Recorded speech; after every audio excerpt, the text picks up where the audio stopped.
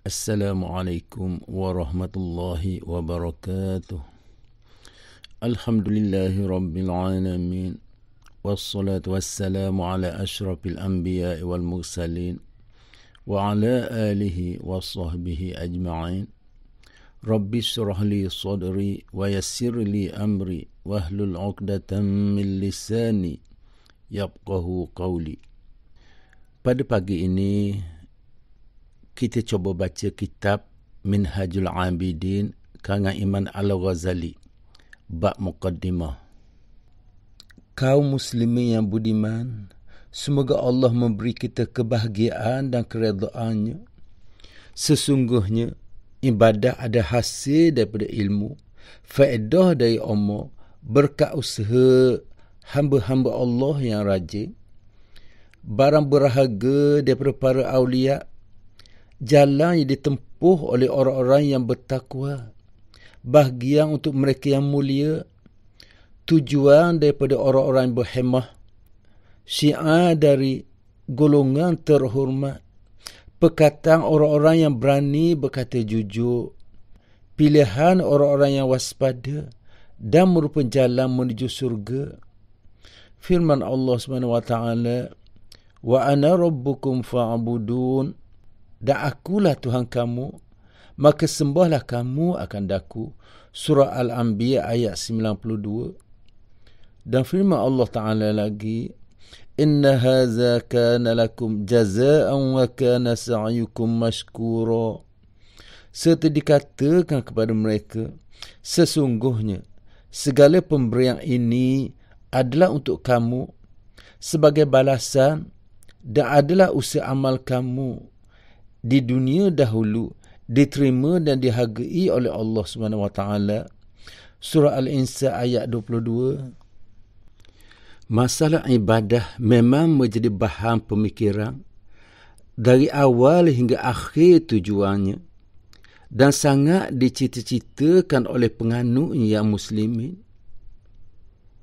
Ini kerana ia merupakan satu perjalanan yang sulit, penuh dengan liku-liku, banyak halangan dan rintangan yang harus dilalui, ramai musuh serta sedikit kawan dan orang yang mahu menolong.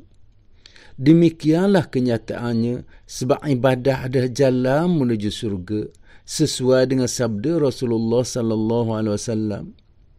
Perhatikanlah bahawa jalan ke surga itu penuh dengan rintangan dan liku-liku, serta jalan ke neraka sangat mudah dan rata. Ditambah lagi dengan kenyataan bahawa manusia adalah makhluk yang sangat lemah, sedangkan zaman sekarang ini semakin sukar dan rumit. Urusan agama pula terus mundur, manakala kesempatan pula berkurangan. Manusia disibukkan dengan urusan dunia, sedangkan umur manusia terlalu pendek.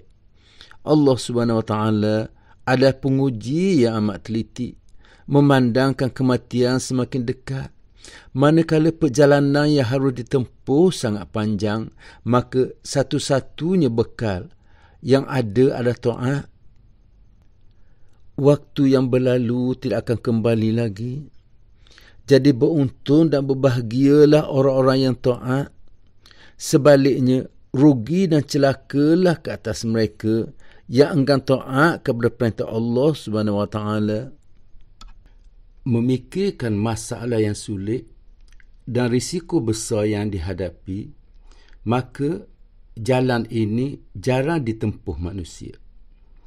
Bahkan bagi orang-orang yang menempuh jalan ini pula, terlalu sedikit bilangan mereka yang benar-benar menjalankannya. Kesimpulannya, terlalu sedikit orang-orang yang menempuh jalan ini yang berjaya mencapai tujuan dan apa yang dikejarnya.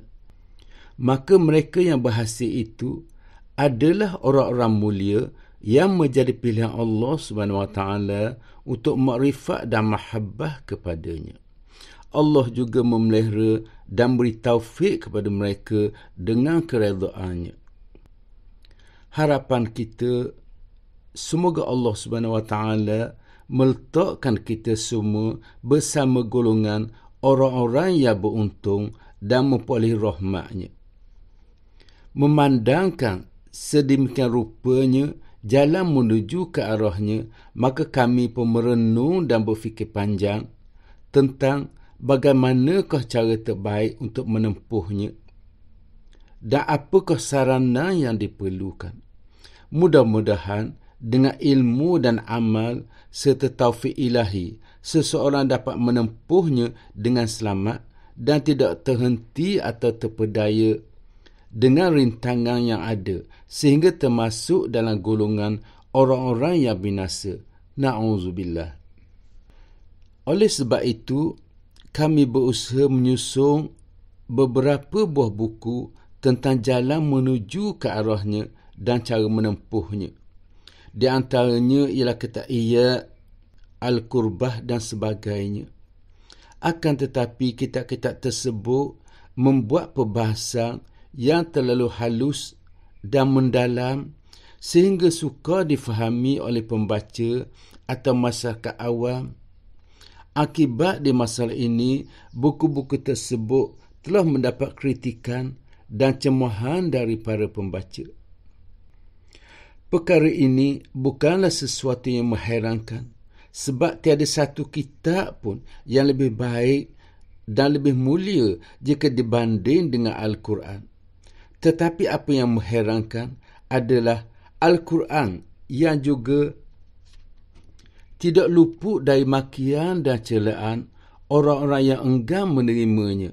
Mereka beranggapan bahawa kandungan Al-Quran itu adalah cerita-cerita dongeng semata.